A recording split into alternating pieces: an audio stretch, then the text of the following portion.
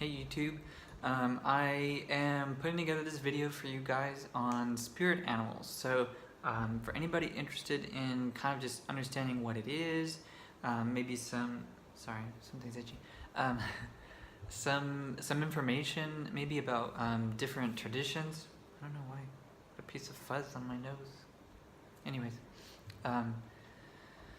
traditions, different ways that you can kind of study spirit animals, that sort of thing. There's a lot of words thrown around, and a lot of people are nervous about what's, like, I guess you could say is cultural appropriation. But for me, I'm just gonna say I'm not an expert on any of this. This is just my experience. I'm still learning quite a bit. Like, I barely learned anything. But I felt it was something that a topic that a lot of people have generally been really interested in. A lot of people want to know if they carry any specific energies with them that can be identified as like a spirit animal, or they have spirit guides. So I'm gonna make a short video just going through some really basic stuff. I might make a series on this depending on how long this takes to kind of unpack, because there's a lot of stuff. First things first, I guess going into the word spirit animal, you have a spirit and it's a spirit of an animal. There's a few different kind of ways that people look at it. One way people look at it as like it's an actual spirit of an actual animal that like used to exist, which, I mean, I'm not knocking it. I've also heard that it could be more like an archetype. And an archetype is like, say, when you talk about the wolf, you're talking about kind of like if you were to take all wolves and kind of take their common characteristics and energy and experiences and lump that all into one kind of energy, that would be like the wolf. And that would be like an archetype, basically.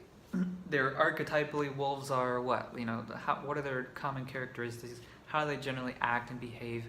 What's their purpose here on the planet while they're here? You know, what's their medicine? So that's kind of like another way that people look at it. So for spirit animals, if you're looking to identify what that really means for you and like what kind of a role it can have in your life, it's important to think about this in a way of like a practice. Nothing is ever really going to get going really fast, full blown, just because you decide to sit down and do a meditation. A lot of times this is a process of really starting to keep track of your experience, keep track of symbols and signs that show up on a daily basis, things that might confirm that you are having an experience that would benefit from a certain spirit animal's medicine. And so to get started into it, if you're trying to figure out, do you have any animals that you would like to really study and experience and learn from as a teacher and take their medicine into your life, finding out your individual one is more of like a personal process. There are places you can go, and I'm sure you can fill out the quizzes and maybe even talk to a psychic, and they might give you an idea or a clue of somebody who of like what your spirit animal is. But it's usually best if you do that exploring yourself. One of the first experiences I had where they talked about this was in the book I got with my pack of cards here, the medicine cards. I don't know if you've seen them before. They've got this lightning on teal color, and they've got a bunch of different medicine, and they come with a book called Medicine Cards. But inside they talk about how kind of like the significance of spirit animals, the idea of taking medicine, the word, and kind of using it a little differently. Let me see. Yeah, so I really recommend, if you're interested in just kind of figuring something like this out for spirit animals, I would seriously recommend picking up this book, I obviously would recommend picking up these cards because using them on a daily basis will really kind of open your eyes up to to just notice the signs and the messages.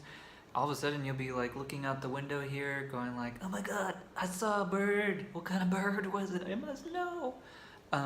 But it really helps you to really start paying attention to clues and signs, messages from these spirit animals for you. And like I said, it's medicine cards. The authors are, you can see here, Jamie Sams and David Carson. I don't know if that shows up reverse. I haven't figured this out yet. But yeah, Jamie Sams and David Carson. And they put this book together. It's been around for a while. A lot of different authors, I guess you could say, kind of put information in that eventually ended up in this book. And there's a lot of collaboration just in general in the creation of it. One thing that I would say tip-wise is to consider what your experience is actually like in the real world with animals. Do you find that animals avoid you, or if animals are attracted to you? Do you find that there are certain animals that are attracted to you and certain animals that are not? I have a weird thing with insects for some reason. They don't ever seem to bother me. Even spiders, like I've seen people try and take care of spiders and take them outside and they like freak out. But I just put like a little piece of paper and like I pick them up and they're like, okay, I'll just sit here while you take me outside.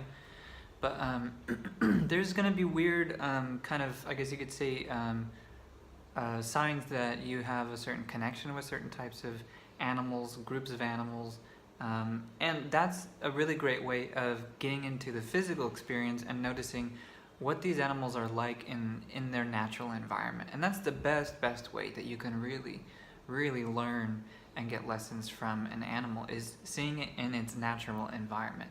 In a zoo doesn't count.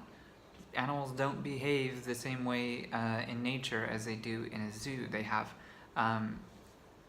scheduled eating habits and movement habits and sleep habits and entertaining habits and all that stuff, and they're constantly being observed by humans. So it's very different.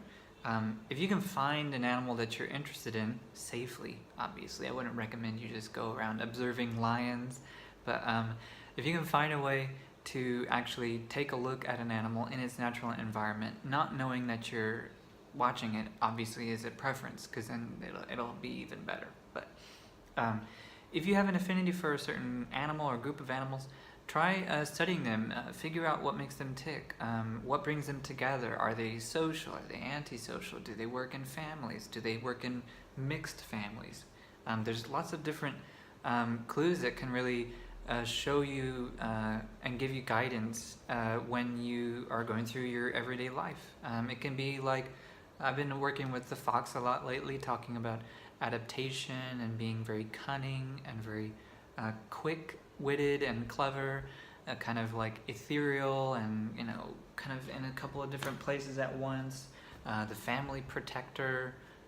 There's a lot of kind of information you can get from watching foxes that might help you understand something about your current situation, which I feel is really what medicine is about in this experience. For me, is spirit animals are there to just offer up clues and suggestions and messages about your experience. And so I feel like that's what the main motivation for me has been in trying to understand them, is that it's really helped me understand myself. I feel like as humans, we feel like we're very like above animals, but I feel like we, at different times in our experience, really show off different sides of our personalities that you can really actually look at as more simple expressions of, like, humanity, are also related to to animal behaviors.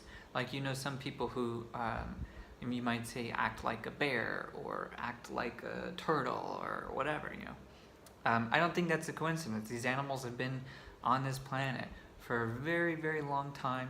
we've been around on this planet for a very, very long time, watching and interacting with these animals. We have a lot of kind of built up experiences over a long time with these animals, and I feel like it's there for a reason. We can definitely learn from it. So it's just a quick video I wanted to make. I think based on this first video, I might have more to talk about it.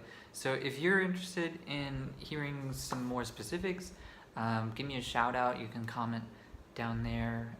Subscribe, because in the next couple of days I'm going to start putting in videos every day. So I've been really working hard at that, getting ready for that. I had like a kind of a off month where I was really kind of scrambling a lot through work with Rainbow Harmony, but I'm back at the wheel, and I'm excited because I have a lot of videos I've started putting together notes on, and I'm ready to start cranking them out. So like I said, comment down below if you have any questions in specific about spirit animals. If you have any tips too, you can also share down there. I think based on, like I said, based on what I already put in this video, I'm going to probably unpack it just a little bit more. But this is just for starters, so I hope you like it.